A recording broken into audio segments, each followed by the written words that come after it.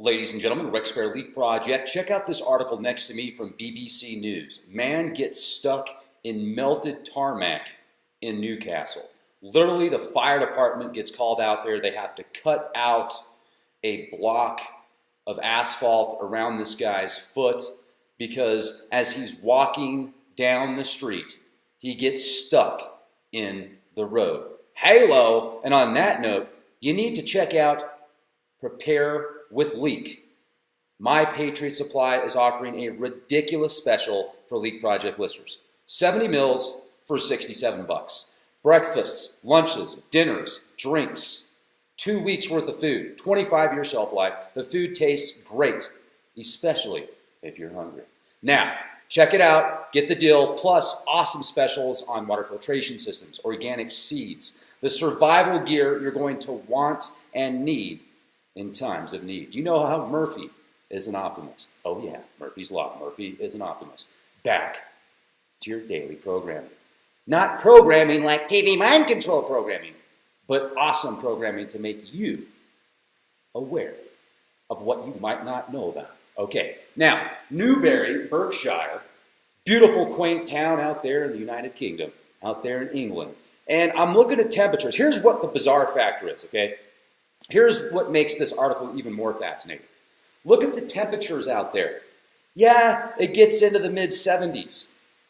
That's Sunday, July 1st. But then what was it at yesterday? Low 70s. It got up to 73. Today, it's going to hit 75 degrees. Now, that may be hot out there.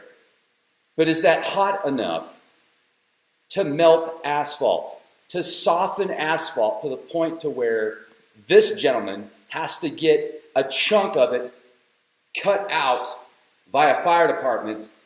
I mean, could you imagine? That's crazy. I mean, it's hotter than that in my garage, or, the garage in San Antonio, which I'll be going back there one more time before I have to move some more stuff out of there.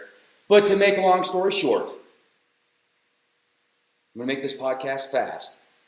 Hello. That's insane. I mean, you're walking down the street and all of a sudden you're like, quicksand, man, I can't get out of here. What am I going to do?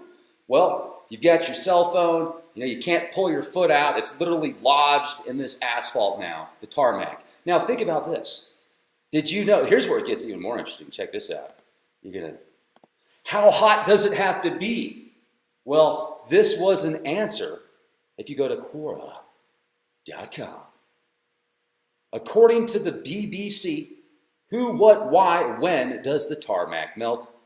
By Dr. Howard Robinson, the chief executive of the Road Surface Treatments Association, says most roads in the United Kingdom that experience a reasonable amount of traffic will start softening at 50 Celsius. Now, 50 Celsius is about 122 degrees Fahrenheit.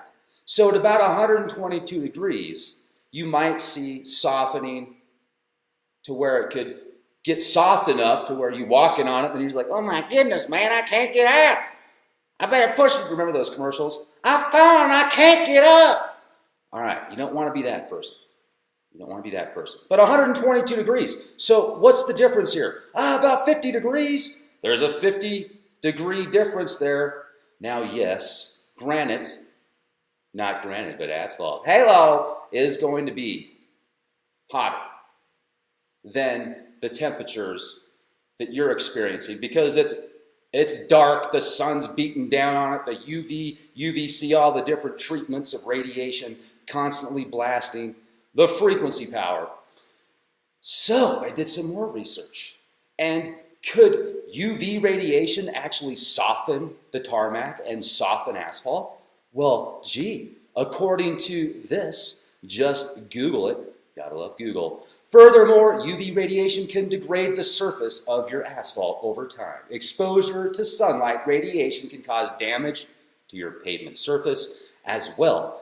Asphalt absorbs UV radiation, which in turn help heat it up even more. So, what's the point? The point is, a garage truck got stuck in the road yesterday. In Scotland, the roofs are melting. The Science Center, the titanium structure that has this black goo, starts oozing from the roof. I'm sure the titanium's fine. What is going on? Then we've got Marshall Masters on the show yesterday.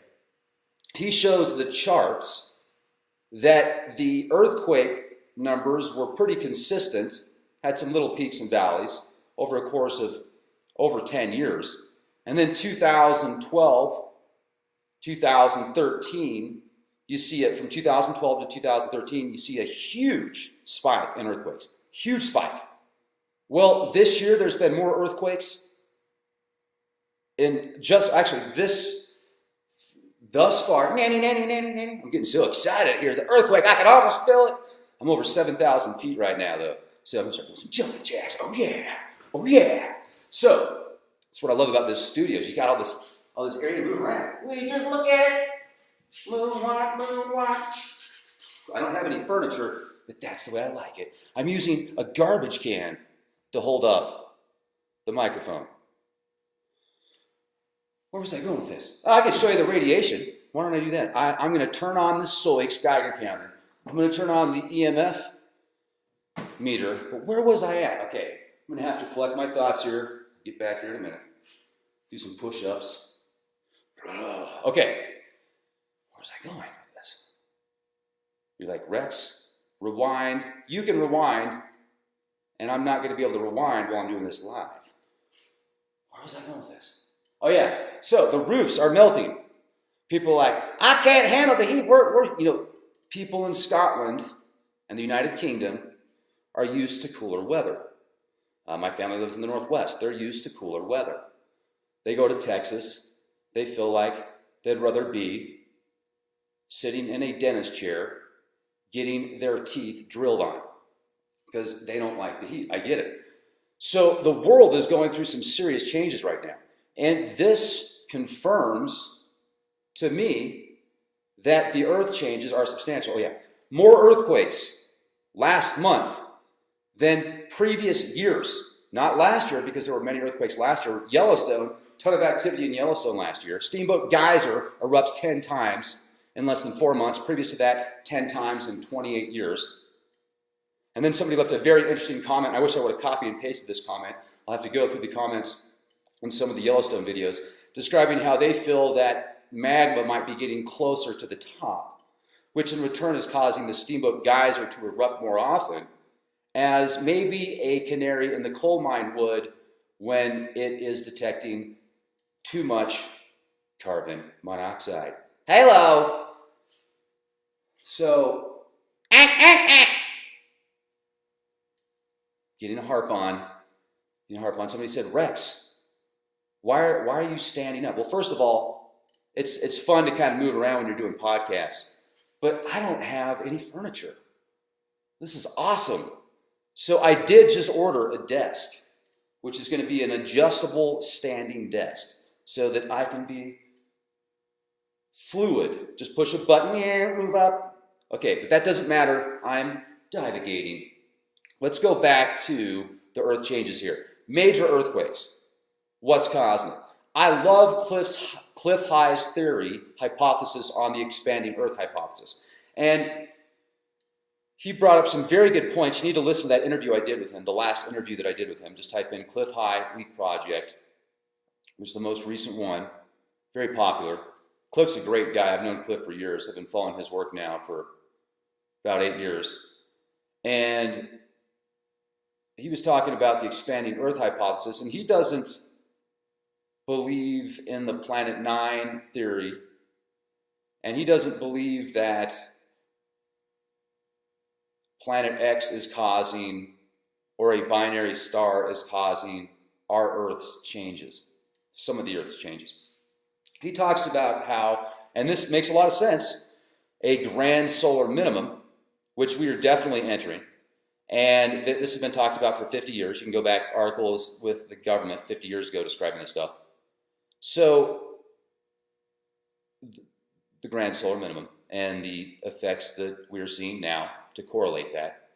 So the government's been preparing for that with the stratospheric aerosol injections, the solar radiation management, the different programs around the world, so that as we move from fossil fuels or blood of the earth into different energies, the powers that be are being told that these systems will offset the effects so that the economy can still thrive and survive, and that people can still have jobs, and so that the world won't collapse, and so that the world won't heat up to the point to where the ice caps are going to melt, because there is unprecedented ice melting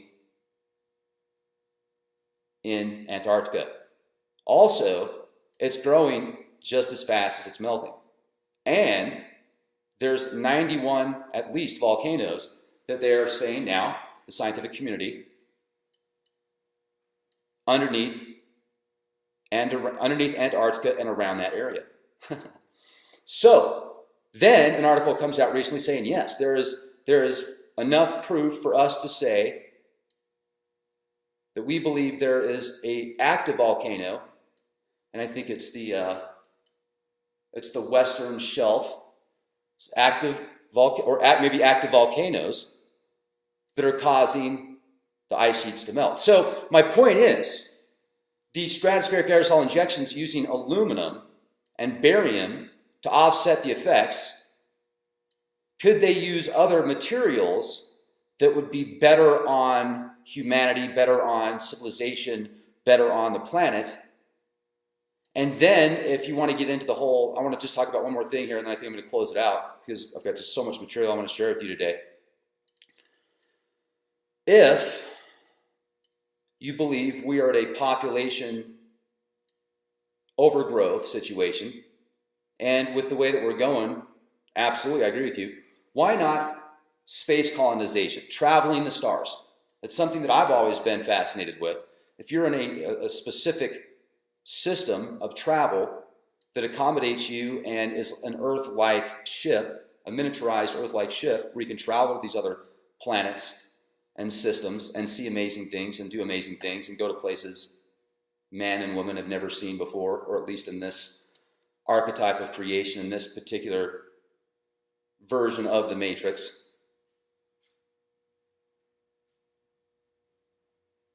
There could be a lot more people. I mean, we could offset the population problem.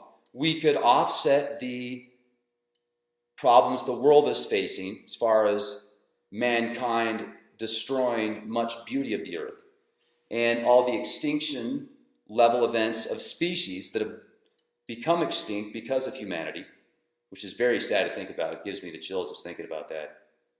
Oof.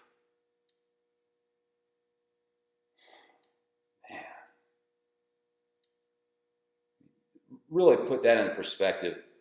How many different species have become extinct because of the stupidity and greed of mankind? And now we have an opportunity to do something about it, even more so than before.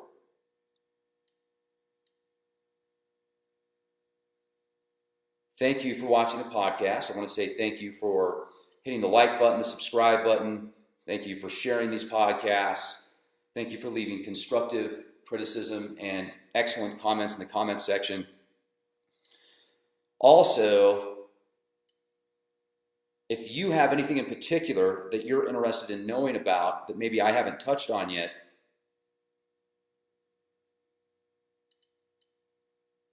that you feel is pertinent to a higher level of consciousness, let me know about it.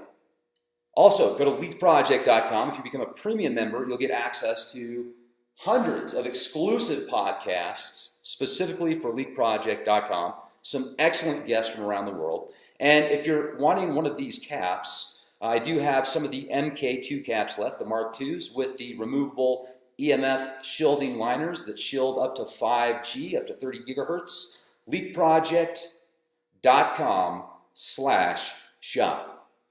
And I want to give a huge shout out to Julian, the architect. Your work is amazing. He handcrafts these beautiful things. And for the new model, the MK3, the Mark IIIs, what do you think about a dark carbon fiber? So like a dark carbon fiber look, and more, not as flashy. And the Leap project would be a lot smaller, and actually it would just be, the whole thing would be like this dark carbon fiber. And then the logo would be darker as well, but the logo itself could light in the dark, kind of like this material does right here, or oops, this material here.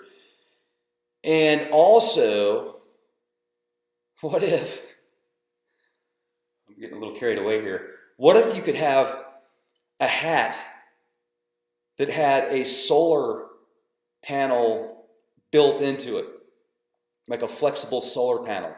So there you go. And then you could integrate it with like this nanotechnology, this liquid nanotech that would be like Terminator 2 style, you know, Terminator 2, Terminator 3. It would then come out, and then it could turn into like Transformer style. You'd have this monitor that comes out that's extremely thin, and then it's tracking everything. So every, you know, facial recognition, you've got, if you're in a different country, it's going to pick up the different languages that you don't read. It'll decipher everything on the signs. If you're hearing people talk, it'll take that information and it'll translate it to what you understand. And then it'll tag keywords and stuff like that. And now you're getting into the spooky Blade Runner 2049 stuff. Halo! That's what I'm talking about. Be excellent to each other. Be the change you want to see. And thank you.